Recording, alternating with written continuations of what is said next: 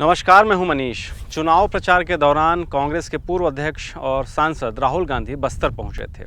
Rahul Gandhi BJP की double engine की सरकार और प्रधानमंत्री नरेंद्र मोदी पर जमकर बरसे। राहुल ने कहा कि अगर पीएम मोदी अरबपतियों को पैसा दे सकते हैं तो कांग्रेस भी गरीबों को पैसा दे सकती है।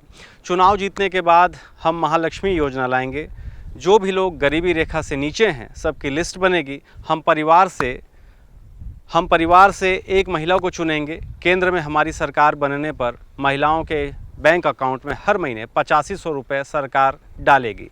इस तरह सालाना सभी महिलाओं के खाते में 1 लाख रुपए डाले जाएंगे। मतलब एक झटके में हम हिंदुस्तान से गरीबी को मिटा देंगे। इससे करोड़ों लोगों को फ़ायदा मिलेगा। सरकारी नौकरियों में महिलाओं को 50% आरक्षण और जो महिलाएं आंगनबाड़ी और आशा में काम करती हैं उनके मजदूरी को दोगुना करेंगे। आज उनको जितना मिलता है चुनाव के बाद डबल मिलना शुरू हो जाएगा। साथ ही यह भी कहा कि केंद्र में हमारी सरकार बनने के बाद हम जाति जनगणना कराएंगे ताकि दूध का दूध और पानी का पानी हो जाए। इस चुनाव में दो विचारधाराओं की लड़ाई है।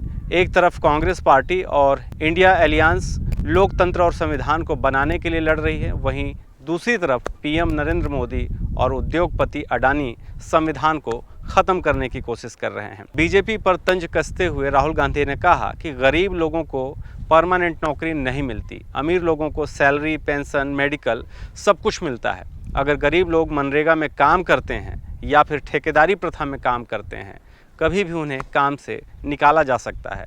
कांग्रेस की सरकार में सरकारी कंपनियों में, पब्लिक सेक्टर में ठेकेदारी प्रथा को ख़त्म करेंगे। चाहे पब्लिक सेक्टर हो या सरकारी ऑफिस, सबको परमानेंट नौकरी मिलेगी। प्रधानमंत्री पर आरोप लगाते हुए राहुल गांधी ने यह भी कहा कि पीएम मोदी ने 22 से 25 लोगों का 16 लाख करोड़ रुपया कर्ज माफ़ किया है। 24 साल का मनरेगा का पैसा 22 से 25 लोगों को पकड़ा दिया है। किसानों का कर्जा माफ़ नहीं करते हैं, वह 22 से 25 लोगों का ही कर्जा माफ़ करते हैं। छत्तीसगढ़ में हमारी सरकार बनी तो हमने छत्तीसगढ़ के किसानों का सबसे पहले कर्जा माफ़ किया था। एक तरफ 22 लोग और दूसरी तरफ 70 करोड़ लोग, उनके पास भी उतना ही धन जितना इनके पास, और नरेंद्र मोदी 24 घंटा इन 22-25 लोगों की मदद करते रहते हैं। बेरोजगारी फैल रही है। किसी से भी पूछो, आप किसी भी प्रदेश में चले जाओ, सबसे बड़े मुद्दे कौन से हैं? सब लोग आपको कहेंगे बेरोजगारी, महंगाई, भागीदारी।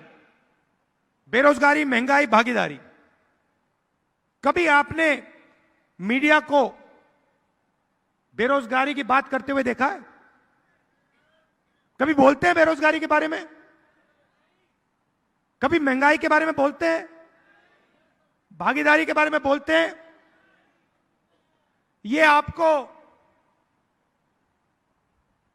मोदी जी दिखाते हैं, कभी हवाई जहाज में उड़ते हुए, कभी समुद्र के नीचे जाते हुए, कभी मंदिर में पूजा करते हुए। राम मंदिर का उद्घाटन हुआ। हिंदुस्तान की राष्ट्रपति आदिवासी हैं, उनको कहा गया कि आप राम मंदिर के इनॉग्रेशन में नहीं आ सकती। मना कर दिया उनको। राष्ट्रपति को मना किया। क्यों? क्योंकि वह आदिवासी थी। सिर्फ यह कारण, आदिवासी को राम मंदिर के इनॉग्रेशन में हम नहीं आने देंगे। यह मोदी जी ने देश को मैसेज दिया। यह इनकी सोच है। और पता नहीं आपने देखा नहीं देखा, बीजेपी का नेता आदिवासी युवा पर पेशाब कर रहा है। देखें, सबने देखा ना? और पेशाब कर रहा है और फिर उस वीडियो को बीजेपी के लोग पूरे हिंदुस्तान में फैला रहे हैं। कि देखो आदिवासियों के साथ हम क्या कर सकते हैं। ये इनकी सोच है।